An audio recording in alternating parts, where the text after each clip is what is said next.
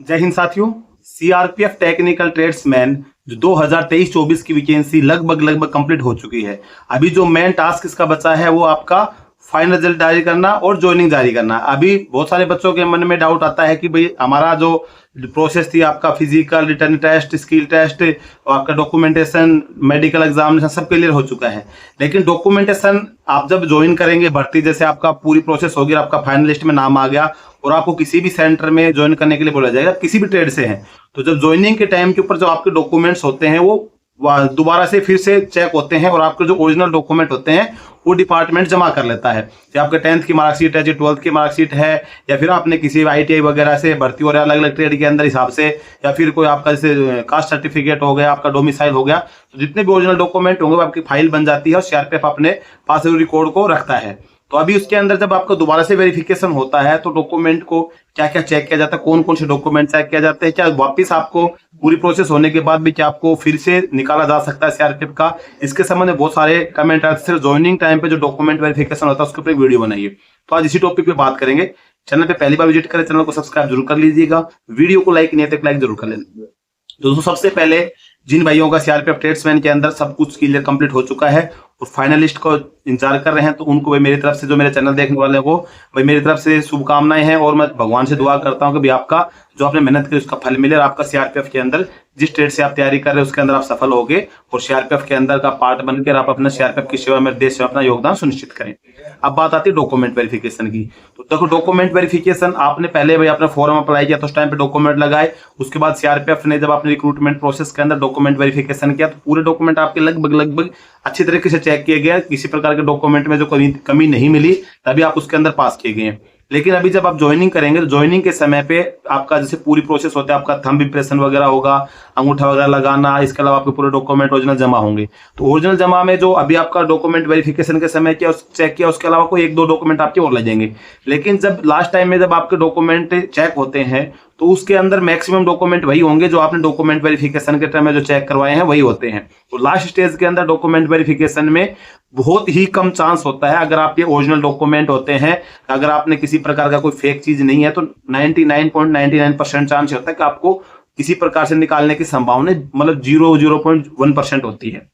लेकिन अगर आपको लगता है कि जैसे आपका कोई डॉक्यूमेंट है, मान के चलो आपकी मार्कशीट है, 10th की मार्कशीट है और आपकी 12th की मार्कशीट पे आप 12th बेस पे है, 10th बेस पे, जिसमें भी, या फिर आपका डोमिसाइल, किसी भी डॉक्यूमेंट के अंदर अगर आपको ये लगता है कि जैसे भाई मदर के नाम में, फादर के नाम में कोई स्पेलिंग में मिस्टेक है और वो करेक्शन हो सकता है, तो सबसे पहले आप उसको करेक्शन करवा लें। जब तक आपकी ज्वाइनिंग होती है उसको करेक्शन करवा के रख लें। भी अगर ज्वाइनिंग के टाइम पे आप करेक्शन वाला डॉक्यूमेंट भी दे सकते हैं, विदाउट करेक्शन वाला दे सकते हैं। इसके अलावा, या अगर भाई करेक्शन नहीं हो सकता तो आप एफिडेविट वगैरह बनवा के रख लें कि जब आपको ज्वाइनिंग के टाइम कुछ बोला जाएगा कि भाई आपका इसमें प्रॉब्लम है तो आप एफिडेविट वगैरह दे सकते हैं। जहां जो डॉक्यूमेंट आपका सुधारने की स्थिति में है तो अभी आपके पास जो टाइम बचा उसको सुधार लें, क्योंकि अगर आपका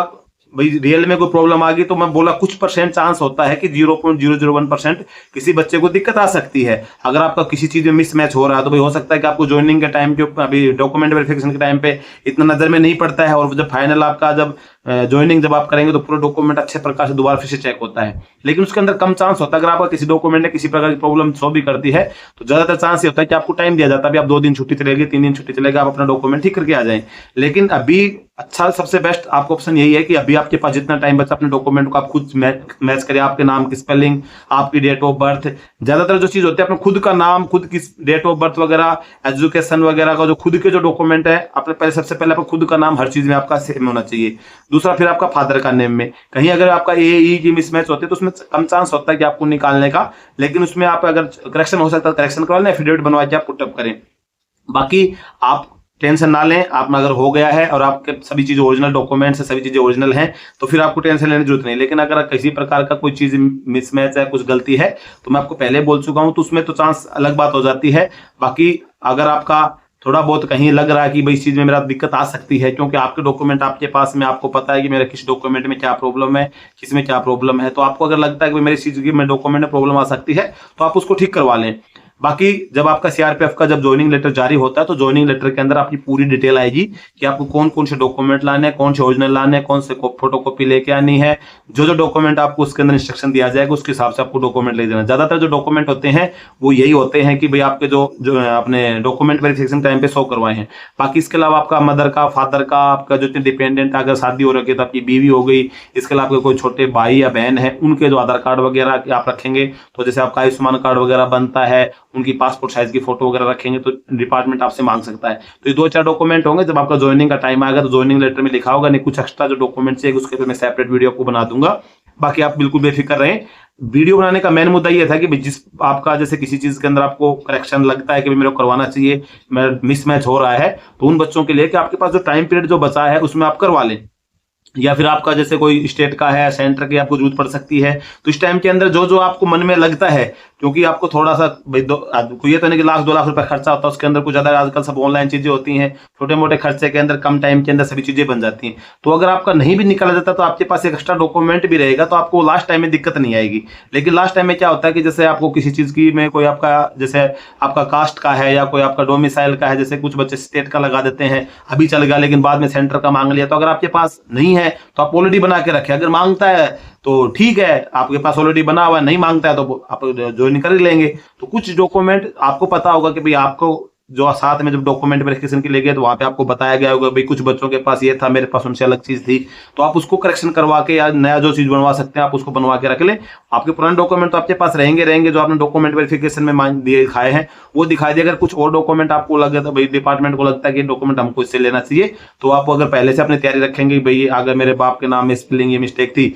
तो इसका मैंने एफिडेविट बनवा रखा है, या मैंने आधार कार्ड में प्रॉब्लम थी तो आधार कार्ड में आपका करेक्शन हो सकता है, आपने करेक्शन करवा लिया, तो वो चीजें फिर बाद में आपको दिक्कत नहीं करनी पड़ेगी। लेकिन आपको भाई लास्ट ज्वाइनिंग टाइम पे आपको फेल कर दिया जाएगा तो बहुत ही रेयर कंडीशन में चांस होता है कि आपको निकाला जाता है, नहीं तो मैक्सिमम पॉसिबिलिटी होती है कि आपको दिक्कत नहीं आती है। अगर कोई छोटा मोटा डॉक्यूमेंट में आपकी कोई प्रॉब्लम होती है तो आपको एक टाइम पीरियड दिया जाता है, उस टाइम पीरियड में आप अपना ठीक करवा के ला सकते हैं। बाकी जितना टाइम आपके पास बचा हुआ है आपका भाई फाइनल रिजल्ट जारी होगा। जिन बच्चों के अच्छे भाई रिजल्ट अच्छा गया तो उनको पता है पूरी संभावना है। कुछ स्टेट ऐसे भी है जो बच्चे कमेंट कर रहे हैं कि हमारे स्टेट से पर्टिकुलर ट्रेड में इतने बच्चे थे, इतने पास हुए हैं, तो उन बच्चों को तो मैक्सिमम चांस है कि हो ही जाना है। तो अपने आप को बढ़िया से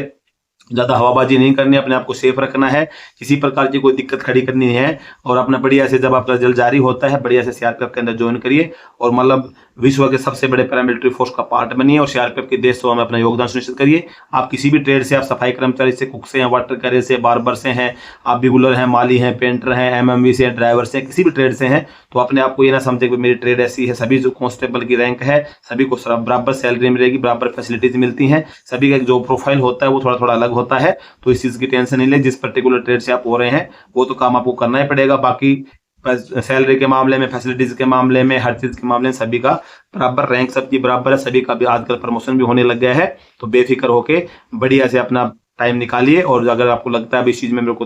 करनी चाहिए तो उसमें आप करेक्शन करवा के और बढ़िया से जब आपको मौका आपका रिजल्ट जारी होगा, ज्वाइन करने के लिए टाइम देता है उस टाइम पे अपना ज्वाइन कर लीजिए। हमारी शुभकामनाएं आपके साथ हैं दोस्तों। आज की वीडियो में बस यही जानकारी थी। जानकारी आपको अच्छी लगी तो वीडियो को लाइक जरूर कर लेना, चैनल पे पहली बार है सब्सक्राइब जरूर करना। जय हिंद।